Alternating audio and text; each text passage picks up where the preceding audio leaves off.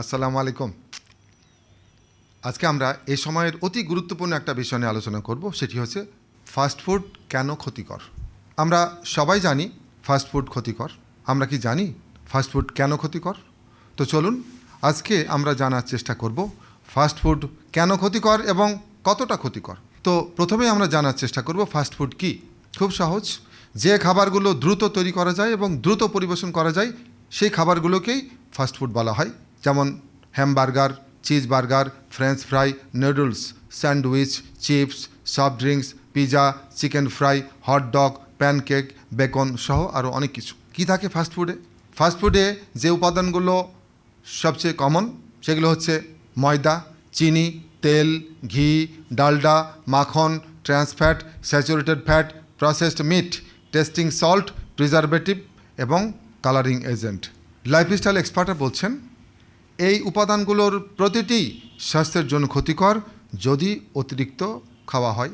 এখন ফাস্টফুডে শরীরের জন্য উপকারী বা শরীরের জন্য প্রয়োজনীয় যেসব উপাদান থাকে না সেগুলো হচ্ছে ফাইবার বা আঁশ, enzyme, phytochemical, antioxidant, bio electrical energy এবং লাইফ ফোর্স বা প্রাণশক্তি।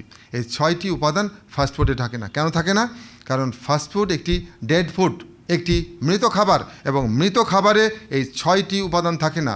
আর এই 6টি উপাদান যদি আপনার শরীরে প্রবেশ না করে আপনি ধীরে ধীরে মৃত মানুষে পরিণত হবেন। এখন নিয়মিত কেউ যদি ফাস্টফুড খায় কী সমস্যা হবে? আমরা বলছিলাম যে ফাস্টফুডে কী নাই? আঁশ বা ফাইবার নাই। অতএব কেউ যখন নিয়মিত ফাস্টফুড খাবে তার শরীরে প্রয়োজনীয় ফাইবার বা আঁশ প্রবেশ করবে না।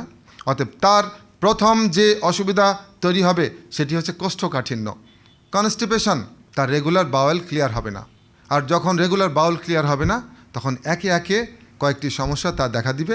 এর মধ্যে একটি হচ্ছে পাইলস বা অর্শরোগ, 2 নম্বর হচ্ছে অ্যানাল ফিশার, 3 নম্বর রেকটাল প্রোলাপস এবং 4 নম্বর কোলন ক্যান্সার।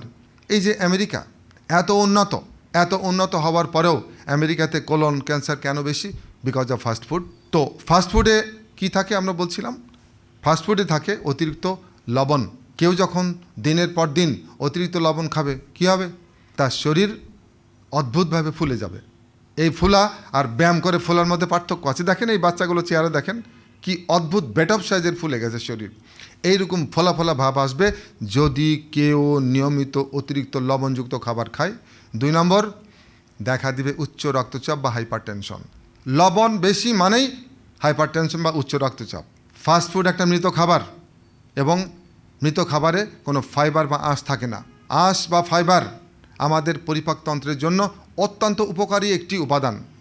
আমাদের পরিপাকতন্ত্র সুন্দরভাবে কাজ করবে যদি পরিপাকতন্ত্রের উপকারী জীবাণুগুলো ঠিকমতো কাজ করে। এবং আমরা জানি যে পরিপাকতন্ত্রের উপকারী জীবাণুগুলো বলা হয় প্রোবায়োটিক্স, এবং এই প্রোবায়োটিক্স বা উপকারী জীবাণুগুলোর খাবারকে বলা হয় প্রিবায়োটিক্স, অর্থাৎ ফাইবার বা আঁশ সমৃদ্ধ খাবার। অর্থাৎ আপনি যদি ফাস্টফুড খান কী হবে? আপনার পরিপাকতন্ত্রের জন্য প্রয়োজনীয় আঁশ বা ফাইবার আপনার শরীরে প্রবেশ করছে না। ফলে এই উপকারী জীবাণুগুলো মরে যেতে শুরু করবে এবং ঠিকমতো কাজ করবে না। ফলশ্রুতিতে আপনি অসুস্থ হবেন। ফাস্টফুড আপনার ইমিউন সিস্টেমকে দুর্বল করে ফেলবে, কারণ এই খাবারগুলোতে পর্যাপ্ত vitamin, mineral, phytochemical, life force প্রবেশ করবে না। ফাস্টফুডে থাকে প্রচুর চিনি, তেল এবং চর্বি।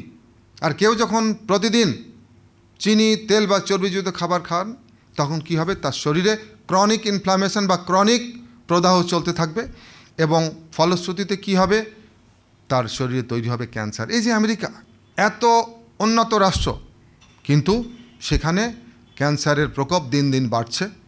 এছাড়াও নিয়মিত ফাস্টফুড খেলে যে রোগগুলোর ঝুঁকি বাড়তে থাকবে সেই রোগগুলো হচ্ছে স্থূলতা, হৃদরোগ, উচ্চ রক্তচাপ, diabetes, fatty liver disease, stroke, heart attack, kidney রোগ, আলঝেইমার্স, ডিমেনশিয়া এবং উদ্বেগ এবং বিষণ্ণতা। আমেরিকা আমাদের কাছে স্বপ্নের দেশ। পাশ্চাত্য আমাদের কাছে স্বপ্নের দেশ। সব দিক দিয়েই উন্নত আমেরিকা, সব দিক দিয়ে উন্নত। যত দিক আছে আমরা যদি দেখি আমাদের দিকে বহু গুণ উন্নত। চিকিৎসা স্বাস্থ্য তো বটেই, অথচ দেখেন এত উন্নত দেশ, এত চকচক দেশ, এত চিকিৎসা ব্যবস্থা উন্নত, তারপরেও সেই দেশের কি অবস্থা? প্রতি 4 জনে 1 জন হৃদরোগে আক্রান্ত, প্রতি 2 জনে 1 জন উচ্চ রক্তচাপে আক্রান্ত, প্রতি 9 জনে 1 জন ডায়াবেটিসে আক্রান্ত এবং প্রতি 3 জনে 2 জন স্থূলতায় আক্রান্ত। একটা অস্বাভাবিক অবস্থা। পৃথিবীর স্বর্গ আমেরিকায় এখন উচ্চ রক্তচাপ, হৃদরোগ, ডায়াবেটিস, স্ট্রোক, ফ্যাটি লিভারে ভর্তি। এই অস্বাভাবিক অবস্থার পেছনের প্রধানতম কারণ ফাস্টফুড বা জাঙ্ক ফুড খাওয়ার অভ্যাস। কেন? তাদের লাইফ অনেক ফাস্ট, তাদের ফ্যামিলি নাই, পরিবার নাই, সেরকম দাম্পত্য সম্পর্ক নাই। আমাদের দেশের মতো স্ত্রী নাই, লাভার আছে, ঘর সংসার নাই।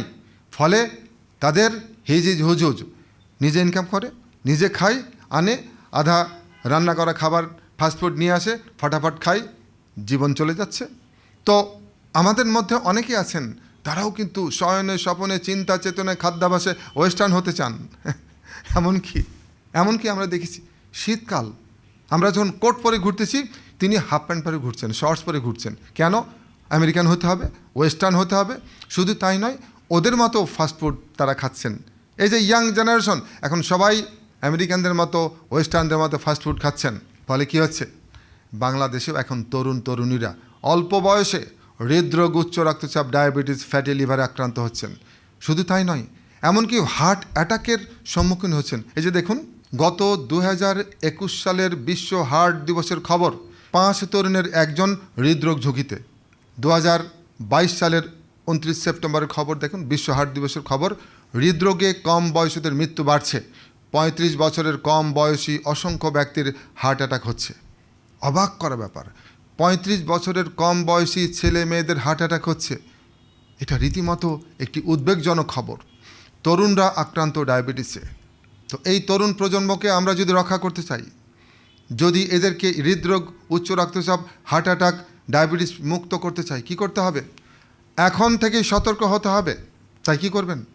পরিপূর্ণ সুস্থতার জন্য ফাস্টফুড, যত জাঙ্ক ফুড আছে, যত সফট ড্রিঙ্কস এবং এনার্জি ড্রিঙ্কস আছে, খাওয়া বন্ধ করুন। এবং এখনই যদি আপনি এগুলো খাওয়া বন্ধ করেন, আমরা প্রত্যাশা করতে পারি আপনি ধীরে ধীরে সুস্থ, কর্মময়, দীর্ঘ জীবনের দিকে এগিয়ে যাবেন। তো এই ছিল আজকের আয়োজন। সবাই ভালো থাকুন। খোদা হাফেজ। আসসালামু আলাইকুম।